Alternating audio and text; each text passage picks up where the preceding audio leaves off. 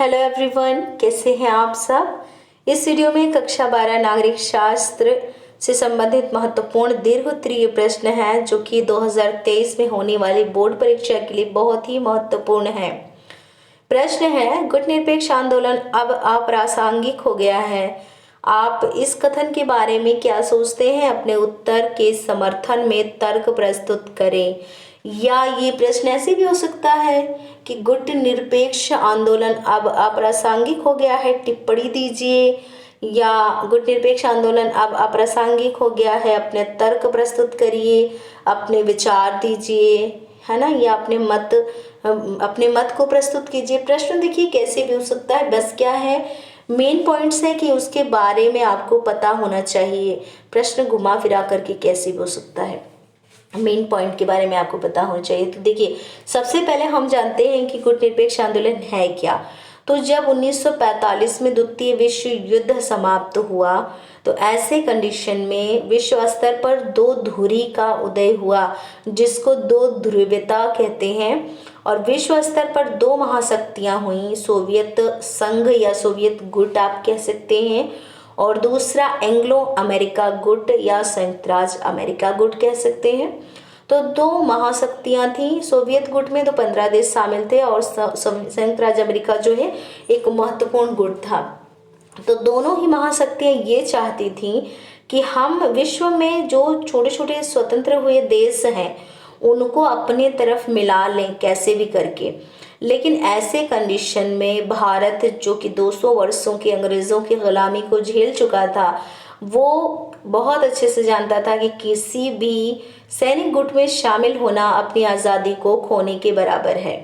और इसके लिए भारत के पहल पर जोसेफ ब्रांज टीटो, जो कि युगोस्लाविया के शासक थे, पंडित जवाहरलाल नेहरू, जो कि भारत के प्रथम प्रधानमंत्री, और जमाल अब्दुल नासिर, जो कि मिस्र के शासक थे, ये तीन मुख्य रूप से हैं। बाकी सहयोगी में सुकर्णो, जो कि इंडोनेशिया के राष्ट्रपति, और बामे नक्रुमा, जो कि घाना के प्रधानमंत्री थे सहयोगी रूप में।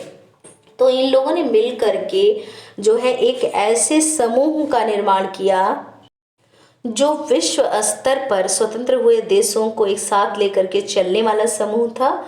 और ये जो है मतलब एक इनका ये निर्णय था कि ये जो है ना सोवियत गुट में शामिल होंगे सैनिक गुट में, न संयुक्त राज्य अमेरिका की गुट में शामिल होंगे। एक अपना अलग से टीम बनाएंगे, ग्रुप बनाएंगे, जिसमें ऐसे देश शामिल होंगे जो अभी अभी आज़ाद हुए हैं और स्वतंत्र होकर के अपने देश की व्यवस्था को चलाना चाहते हैं।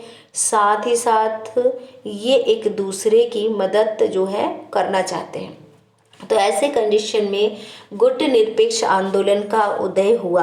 तो 1955 में, सबसे पहले देखिए 1955 में इंडोनेशिया के राष्ट्रपति श्री सुकर्णो ने बांडुंग सम्मेलन में, जिसमें कि 29 एशियाई और अफ्रीकी देश थे, उस सम्मेलन में सबसे पहले ये बात रखी गई कि इस तरह का एक समूह होना चाहिए। और मूल रूप से 1961 में 25 देशों ने मिलकर के गुट निरपेक्ष आंदोलन की नींव रखी। यानी कि मुख्य रूप से जोसेफ ब्रांज टीटो थे, पंडित जवाहरलाल नेहरू, अब्दुल जो है नासिर, और जो है सुकर्णो और बामे नक्रुमा, ये मुख्य रूप से थे। तो 25 देशों ने मिलकर के 1961 में जो है एक बेलग्रेड में सम्मेलन हुआ और मुख्य रूप से गुट निरपेक्ष आंदोलन की नींव जो है रखी गई 1961 में। तो ये आपने जान लिया कि किन परिस्थितियों में गुटनिरपेक्ष आंदोलन बना और किस कारण बना, ये आपने यहाँ जान लिया है ना। और इसकी जो भूमिका है वो बहुत ही महत्वपूर्ण रही है। गुटनिरपेक्ष आंदोलन की जो भूमिका है ये शीत युद्ध को रोकने में भी बहुत महत्वपूर्ण रही है, क्योंकि अमेरिका और सोवियत संघ के बीच जो आपसी मनमुटाव चल रहा था, एक दूसरे के प्रति जो कटुता की भावना थी दोनों महाशक्तियों की, उस कटुता की भावना को कहीं ना कहीं कम करने में गुट निरपेक्ष आंदोलन की बहुत बड़ी भूमिका थी। क्योंकि शीत युद्ध आप जानते ही हैं, पहले के कई वीडियोस में मैंने शीत युद्ध के बारे में बताया है कि शीत युद्ध का मतलब होता है कि जब आमने सामने लड़ाई नहीं होती है और दो महाशक्तियों के बीच मनमुटाव होता है और ये लगता है कि कब इनके बीच युद्ध हो जाएगा। एक दूसरे को जो है पीछे दिखाने के लिए, कम दिखाने के लिए दोनों टक्कर की भावना में लगे रहते हैं। तो वो कंडीशन शीत युद्ध की होती है और यही कंडीशन दोनों महाशक्तियों की थी 1945 के बाद से। और इस कंडीशन को यानी शीत युद्ध को कहीं ना कहीं कम करने में, रोकने में गुटनिरपेक्ष आंदोलन की बहुत बड़ी भूमिका थी। देखिए, सैनिक और राजनीतिक गठबंधन जो हुए उनका विरोध किया जो है गुटनिरपेक्ष आंदोलन ने। और जैसे कि सीटो, नाटो, वारसा सोवियत गुट की है, सीटो सेंटो ये जो है नाटो, ये अमेरिका के सैनिक जो है गुट हैं। तो इन सब का विरोध किया गुटनिरपेक्ष आंदोलन ने। तो कहीं ना कहीं जो है शीत युद्ध को कम करने में भी गुटनिरपेक्ष आंदोलन की बहुत बड़ी भूमिका रही है। लेकिन अब यहाँ हमें मुख्य रूप से हमसे प्रश्न ये पूछ रहा है, हम तो स्टार्टिंग इसलिए थोड़ा बहुत जान रहे हैं ना, कि जब मूल रूप से जब जड़ जानेंगे तो बाद में मसला क्या है इसको समझने में थोड़ी आसानी होगी।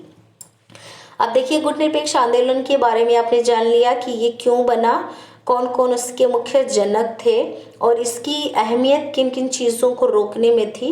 मुख्य रूप से तो ये शीत युद्ध को कम करने में बहुत मददगार सिद्ध हुआ। स्वतंत्र विदेश नीति का समर्थन इस गुट ने किया। लेकिन अब देखिए, प्रश्न हमसे ये पूछ रहा है कि गुटनिरपेक्ष आंदोलन जो है वो बना किन परिस्थितियों में, जब विश्व स्तर पर दो महाशक्तियां थी और दोनों महाशक्तियों के ग्रुप में शामिल ना होने के बजाय एक तीसरा रास्ता अपनाया गया और वो रास्ता था गुटनिरपेक्ष का या निर्गुट का रास्ता, कि ना हम इनके ग्रुप में शामिल होंगे ना इनके गुट में शामिल होंगे, हम अपना एक अलग गुट बनाएंगे जिसमें आज़ाद हुए विकासशील देश शामिल होंगे और वो स्वतंत्र होकर के अपने देश की व्यवस्था चलाएंगे, विश्व शांति में मदद योगदान देंगे और संयुक्त राष्ट्र संघ का सहयोग करेंगे।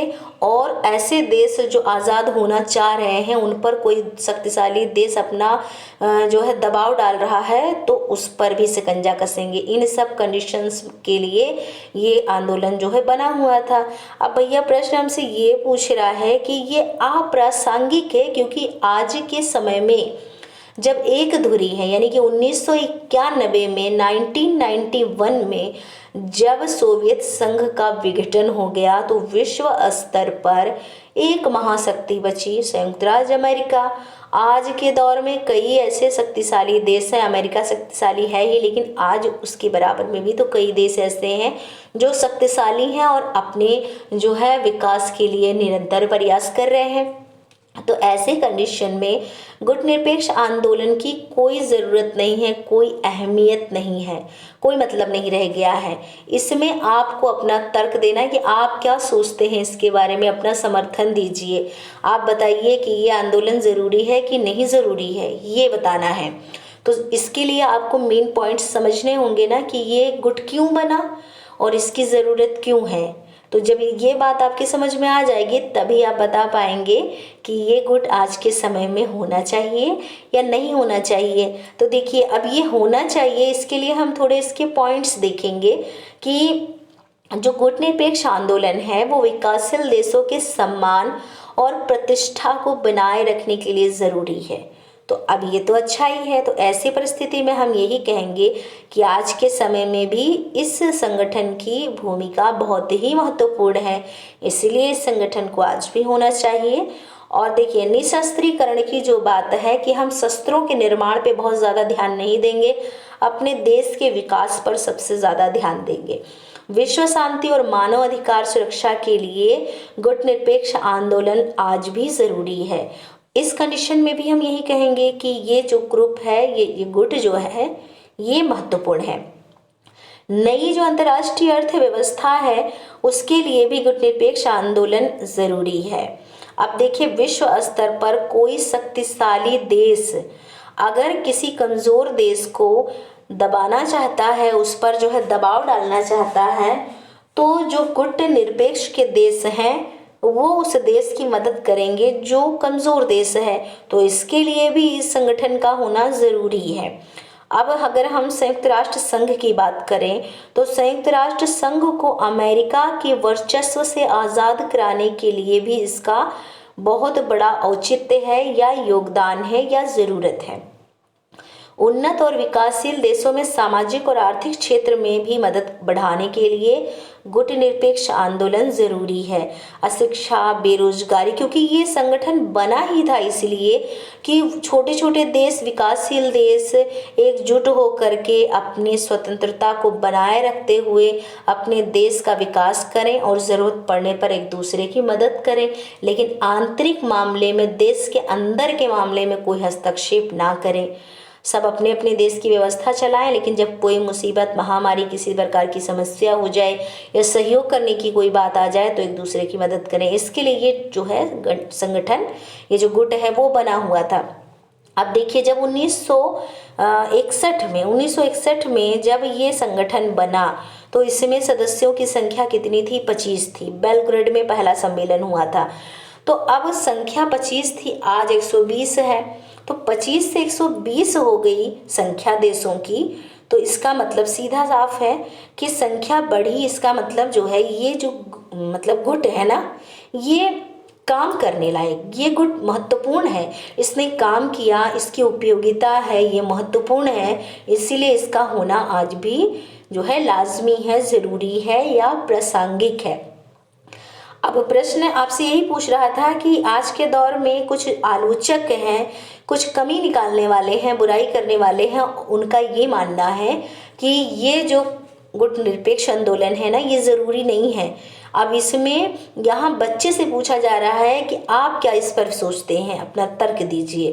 तो यहाँ जब आप इसके पॉइंट्स को जान जाएंगे कि इसकी अहमियत क्या है, तभी तो आप बता पाएंगे कि ये ज़रूरी है कि नहीं ज़रूरी है। अब आपने ये जान लिया कि जब टीम बना, गुट बना, तो 25 संख्या थी देशों की, आज 120 हो गई है। तो इसीलिए साफ है ये बात कि ये जो संगठन है गुट निरपेक्ष आंदोलन का, ये महत्वपूर्ण है।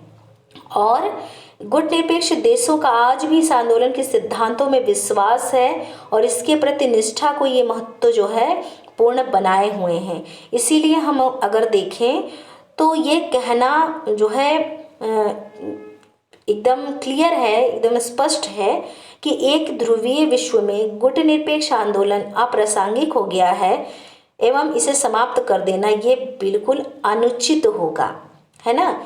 इसका बना रहना ज़रूरी है क्योंकि ये विश्व स्तर पर छोटे छोटे देशों या विकासशील देशों के सहयोग के लिए आज भी ज़रूरी है। तो इस वीडियो में आपने गुट निरपेक्ष आंदोलन के बारे में संक्षिप्त रूप में और इसकी अप्रासंगिक परिस्थिति या प्रासंगिक परिस्थिति, मतलब ये गुट हो या ना हो, इससे संबंधित आपने कुछ पॉइंट्स के बारे में जाना है। देखिए, मेन क्या होता है कि जब आप पॉइंट्स समझ जाते हैं, बस आपको हिंदी लिखना आना चाहिए, क्योंकि कितना भी आप समझ लो कहानी को, जब आप लिखना नहीं जानोगे तो कैसे जो है परीक्षा में आप उत्तर लिखेंगे। तो कितना भी समझ लो, लिखना आना चाहिए, है ना। जो बच्चे अच्छे ढंग से नहीं लिख पाते हैं उनको रफ कॉपी में पॉइंट्स को सुन करके या किताब उनके पास है वहाँ से देख करके और खूब ज़्यादा राइटिंग करनी चाहिए ताकि उनकी मात्रा में सुधार हो और उनकी राइटिंग अच्छी हो। क्योंकि जब आप बोर्ड परीक्षा में काफ़ी सुंदर सुंदर साफ साफ लिखते हैं तो काफ़ी अच्छे नंबर आपको मिलते हैं।